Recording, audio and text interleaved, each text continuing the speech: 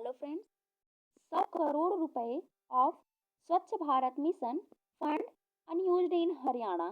CM sent charge sheet to 20 officers.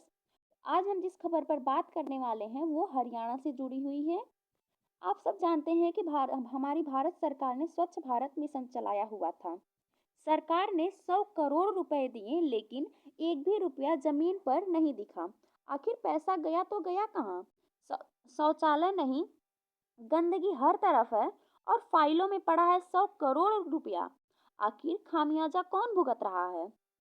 ये सिर्फ सफाई की खबर नहीं है, ये महिलाओं की सुरक्षा और सम्मान से जुड़ा मामला है। डेंगू, मलेरिया और ना जाने कितनी बीमारियां गंदा पानी पीने की वजह से हो जाती हैं। और क्या ये सिर्फ इसलिए हो रहा है क्योंकि वो जो 100 करोड़ रुपए हैं वो खर्च नहीं हुए? कागजों में तो हरियाणा काफी स्वच्छ है, लेकिन जमीनी हकीकत हमें कुछ और ही बताती है। अगर पैसा जनता के लिए था तो जनता तक पहुंचा क्यों नहीं?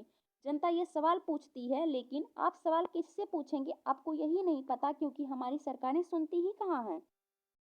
अगर देखें कि ये मुख्य खबर क्या है, तो हरियाणा सरकार ने स्वच्छ भारत मिशन के लिए केंद्र से मिले लगभग 100 करोड़ रुपए खर्च नहीं किए। इसका कारण भी अभी तक अधिकारियों ने स्पष्ट नहीं बताया कि पैसे क्यों खर्च नहीं हुए, जिससे क्या है कि सरकार नाराज है और काफी गंभीर होकर कार्यवाही करने के लिए उत्सुक हुई है कि अगर ये पैसे खर्च नहीं हुए तो अधिकारियों पर कार्यवाही की जाएगी।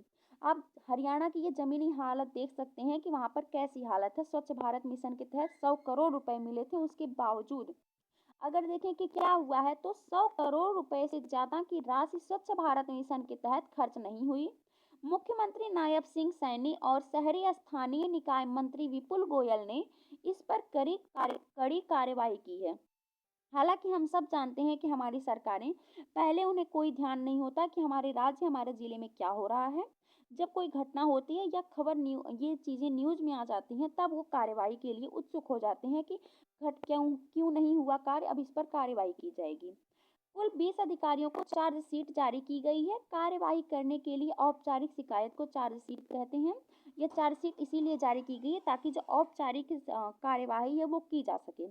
इनमें एक आईएएस अधिकारी और एक वरिष्ठ एचसीएच अधिकारी भी शामिल है। अगर आप जानना चाहें कि एचसीएच अधिकारी क्या होते हैं, तो एचसीएच अधिकारी हरियाणा सरकार में एक अत्यधिक प्रतिष्ठित ग्रुप ए या ग्रुप बी या मतलब ग्रुप जो फर्स्ट और सेकंड होता है उसके अधिकारी होते हैं, जो प्रशासनिक, पुलिस और राजस्व जैसे एसडीएम, डीएसपी या तहसीलदार जैसे महत्वपूर्ण पदों पर काम करते हैं। ये अधिकारी राज्य में सरकार की नीतियों को लागू करने, कानून व्यवस्था बनाए रखने और विकास कार्यों की जिम्मेदारी संभालते हैं। इनकी भर्ती एचपीएससी के माध्यम से होती है, यानी कि ये जो है ये राज्य स्तर के ही अधिकारी होते हैं और इनकी नियुक्ति हरियाणा सरकार ही करती है। चार्जशीट क्यों जारी की गई है या उन पर क्यों चार्जशीट बैठाई गई है, तो अधिकारियों ने यह नहीं बताया कि यह पैसा क्यों खर्च नहीं हुआ। कोई कारण ही नहीं बताया गया अब तक। खर्च ना होने का कोई कारण ना या योजना नहीं क्या थी, इस पर कोई संतोषजनक जवाब नहीं दिया गया है अधिकारियों के द्वारा।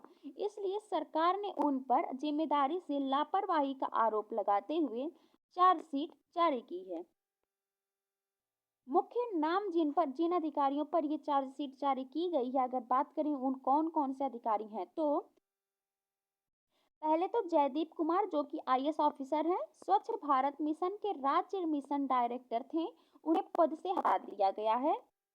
अगला नाम आता है कंवर सिंह, जो कि यूएलबी विभाग में संयुक्त निदेशक। चार्जशीट में इनका भी नाम है, ये संयुक्त निदेशक हैं यूएलबी विभाग में। और अन्य 18 अधिकारी भी इस मामले में शामिल हैं जिन पर कार्यवाही के लिए चार्जशीट जारी की गई है।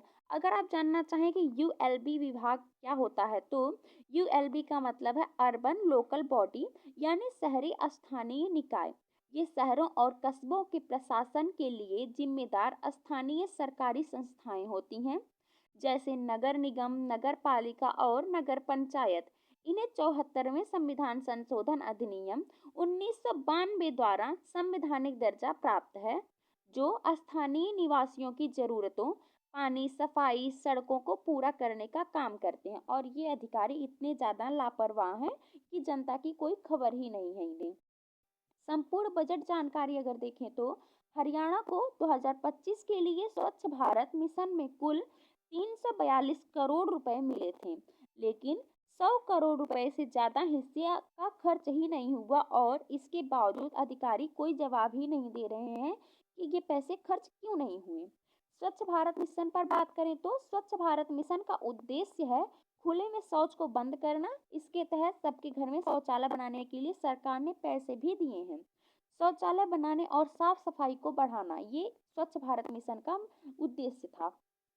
कचरा प्रबंधन और सार्वजनिक स्वास्थ्य सुधारना, लेकिन इस काम के लिए मिले पैसे का उपयोग सही तरीके से नहीं किया गया, जिससे क्या है कि सरकार का ध्यान अब इस पर गया और कार्यवाही शुरू की गई है अधिकारियों पर। सरकारी बैठकों में क्या हुआ अगर इस पर बात करें तो 5 फरवरी को चंडीगढ़ में शहरी स्थानीय निकाय विभाग की बैठक हुई, जहां मुख्यमंत्री ने अधिकारियों से जवाब मांगा। जब वे संतोषजनक जवाब नहीं दे पाए तो चार्जशीट का आदेश जारी किया गया है मुख्यमंत्री के द्वारा।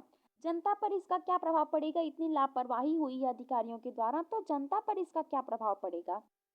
तो सबसे पहले तो सफाई सुविधाओं की कमी हुई है, जो कि हो ही गई है। 100 करोड़ रुपए खर्च नहीं हुए होने का मतलब क्या है कि कई इलाकों में नए शौचालय नहीं बन पाए होंगे, जो कि सरकार ने शौचालय बनाने के लिए पैसे दिए थे। पुराने सार्वजनिक शौचालयों की मरम्मत देखभाल नहीं हुई होगी।